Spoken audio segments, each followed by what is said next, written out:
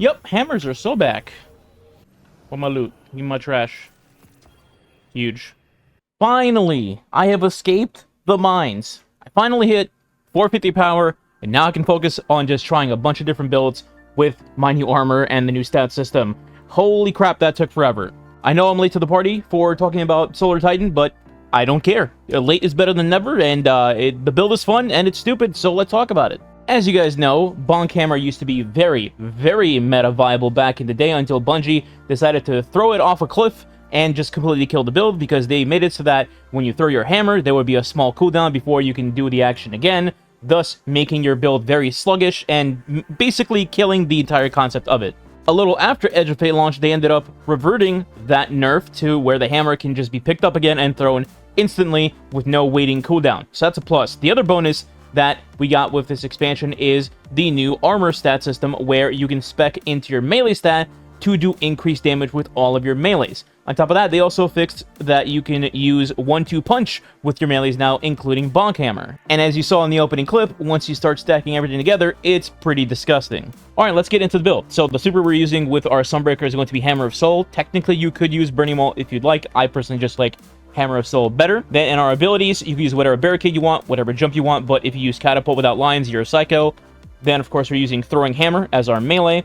And in our grenade slot, I personally just go with Healing Grenade as just a small backup emergency grenade if I need to for healing, but you could technically use whatever you want. In our aspects, we have Roaring Flames. This is here specifically to boost the damage of our hammer, which is a solar ability. So just basically, once you get 3 hammer kills, you will be at 3 stacks of Roaring Flames and then have max damage for this aspect. It's a key staple to this build. The other aspect we have is Soul Invictus. Soul Invictus is basically here just for some added bonuses to what your build already does. So Sunspots when you're in Hammer of Soul, you scorch targets, you get restoration when you're standing in your sunspots, as well as doing some shenanigans with like solo ops bosses with immunity shields, like in K1 with the Wizard, for example. So that's just a couple of helpful things that it can do, but it's not really like a mandatory part of the build. As for fragments, you can basically pick whichever ones that you want, and the core concept of the build will still be the same and work perfectly fine. You can go the path of more ignitions, or maybe you want to go towards like having resto up more often, things like that.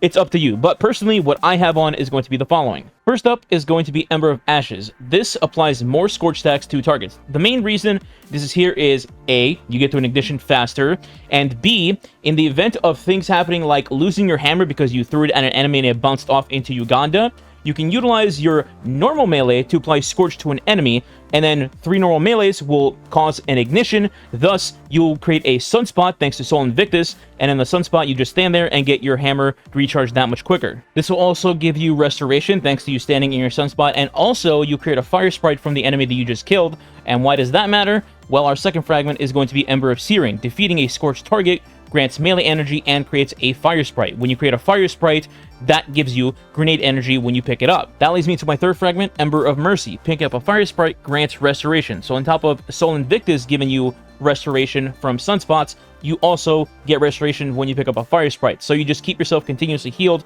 throughout fighting waves of adds. And lastly, we're going to have Ember of Torches to give us Radiant every time that we use our melee, which is going to be basically every other second on every other add. Now let's talk about the stat breakdown and the armor. So first off, I don't even have optimized armor yet. I'm still on tier 4 armor because this is like day 2 of me playing my Titan. I still have to catch up and make this build even better than it is, but for the time being, this is still pretty good.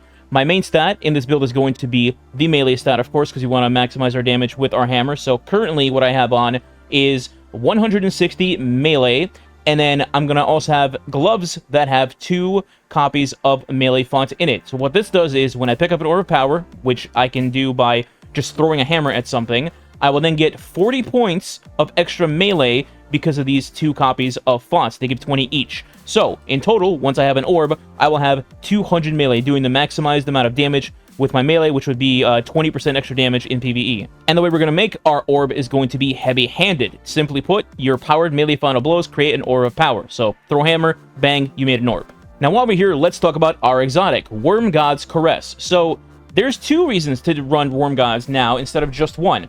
First up, obviously, it's the melee damage. Worm Gods does escalating melee damage based on your Burning Fist stacks, and it does a metric F-ton. And then the other reason is now when you have your Burning Fist stacks, you actually do bonus weapon damage as well. So you can stack up your Burning Fist to near maximum, and then if you happen to already be at X3 Roaring Flames with your hammer, and there's, let's say, a yellow bar enemy that you are in the distance of, you can't just throw your hammer at it, then you will have a escalating weapon damage buff as well. Switch to something like Mint Retrograde, and then shoot it down with your weapon, and then continue with your hammers. Now, I'm sure this is going to get brought up in the comments, so I'm just going to answer it now. Why not Synthoceps? Well, Synthos are also still pretty good, and you can run it with this build if you'd like. I just think that Worm Gods is more preferable in most situations. For example, for Synthos, you have to be surrounded to keep biotics up. If you're not surrounded, you're not getting that maximized damage. In some cases, you could keep it up the entire time and it would be fine. But in other content, you have to actually, you know, run around and be spaced out, and your enemies are not always going to be in a corner with you, you know, 3v1, 4v1, whatever. And in Worm God's situation, Worm Gods does more damage when you have max stacks, and like I mentioned, you also get escalating weapon damage when you have Burning Fists up, so it's a 2-for-1 special.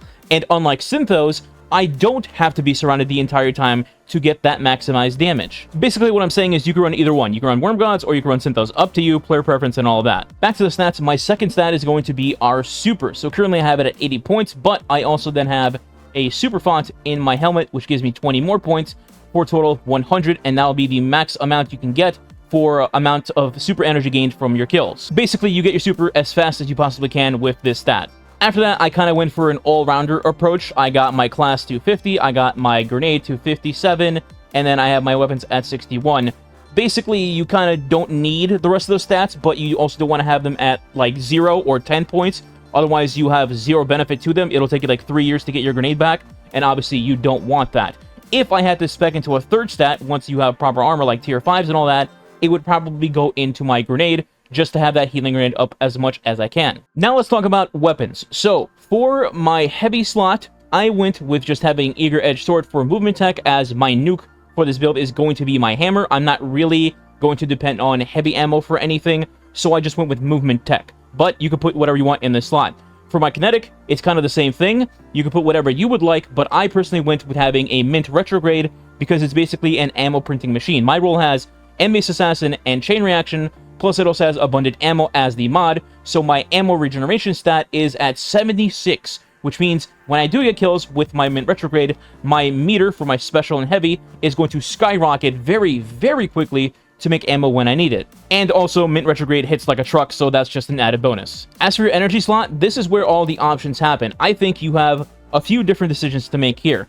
You can go with a shotgun or hand cannon that has 1-2 punch to buff the damage of your hammer if you're in an activity where you think you would need that. So like in the example, you saw the opening clip of me fighting the dungeon boss, Phalanx Echo. There I can utilize 1-2 punch very easily to do bonus damage to the boss. But if you're doing like crowd control and wave content, you don't necessarily need 1-2 punch for that. Most things would just get one shot by the hammer on its own. So that's up to you whether you want to use a 1-2 punch shotty or not. Now, if you don't want to use a 1-2 punch shotty, I have a spicy choice for you instead, and that's going to be Devil's Ruin. About 3 people just went, Devil's Ruin, let's go! And then everyone else is like, what the hell is a Devil's Ruin? So, this is an exotic sidearm that specifically will make fire sprites for you on final blows, which again will give you grenade energy, it'll give you restoration, yada yada, so that's very helpful. Also, Devil's Ruin can stun unstoppable champions with its laser beam, so it's just an added bonus for champ stunning. That way you have all 3 flavors in your weapon arsenal. You have a pulse that can stun barrier champions, you have Devil's Ruin that can stun unstoppable champions, and then you have your sword, which can stun overload champions. And as an added bonus, Devil's Ruin is also a solar weapon, so you can utilize anything with Scorch and Ignitions to your advantage as well. If you don't have either of those, some other options you can look into are Lord of Wolves, because it's just busted, and also, again, Scorching, Ignitions, etc. Then you have the Yeartide Apex SMG, which was just around for Solstice, so you probably have one laying around somewhere. It's a solar weapon. It has things like Chaos Reshaped, Heal Clip, Incandescent, Burning Ambition, so it goes perfect with a build like this, especially with Worm Guys that will boost your weapon damage when you have stacks with Burning Fist. Or maybe you can settle on something like Choir of One, which is just an incredible weapon, and this season it's also a featured weapon, so you get bonus scoring for portal activities while using it too, and it can just shred through basically anything on its own. That's it for the weapons. The only thing I would normally talk about is the gameplay loop, but to be honest. The only gameplay loop is just you throwing your hammer, and that's it. It's kind of hard to mess up. The only real tip to give is don't start with a yellow bar enemy for your first stack of Roaring Flames. Start low with like a Dreg, a Thrall, a Vandal, etc. Build Roaring Flames up, and then go after the yellow bar. You'll one-shot them with a hammer, and it'll feel very satisfying. Also, if you're fighting a bunch of yellow bars in an activity, let's say like, I don't know, Starcrossed, you could also bring a Tractor Cannon for Wyverns, stun them with the Tractor Cannon, make them blind, and then you can just pound them with your hammer non-stop without them blasting you with their Void Choir of 1 and deleting you. But that is it. That's the build in a nutshell. I'll have a dim link down in the description below if you want to try it out on your own. You basically can use this anywhere you want, except for maybe raid and dungeon boss DPS. That will still be Thunder Crash. Other than that, use it anywhere you want. Grandmaster, Ultimatum when it comes out, blah, blah, blah, whatever. You throw your hammer in the face of the enemy and they just evaporate. So it's pretty free, pretty straightforward, and very, very powerful. If you did enjoy the video, please consider subscribing today. Thus help the channel grow as much appreciated. If you want to go the extra mile, you can leave a like and or comment below as well. If you don't know what to leave as a comment, you can leave bonk as the comment. Thanks for watching. Catch you next time.